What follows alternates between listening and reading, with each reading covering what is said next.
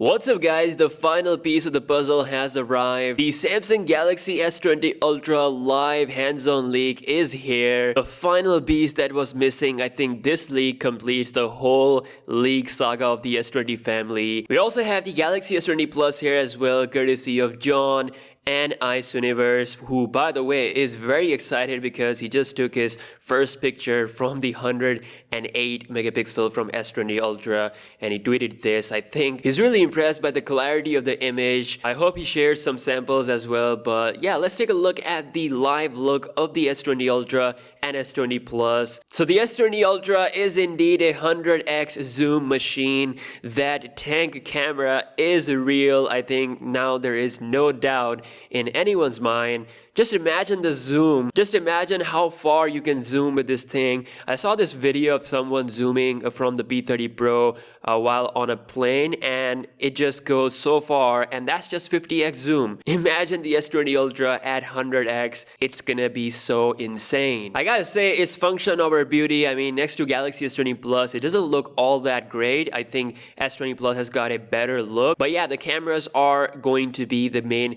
deciding factor between the two phones. The S20 Plus camera shape is a bit different. It doesn't have the periscope zoom or the 108 megapixel sensor, so you get a 12 megapixel sensor, which is now coming with a bigger pixel size, so it's going to be better in low light situations. You also get 64 megapixel zoom lens for those sharp zoom shots, and 3x optical zoom, and up to 30x digital zoom. So clearly S20 Ultra is in its own league, and that's why it cost $1,300. It is a monster phone built for the absolute best. Now I think the all-black Galaxy S20 Ultra looks sick. I mean, the camera kind of blends in, so it looks like a silent monster compared to a lighter color. Again, 4 cameras with LED flash. There's a slight microphone hole in the middle. The camera specs just look incredible. I think this phone does do justice to that $1,300 price. Now Samsung also leaked the S20 family themselves. The case page went live for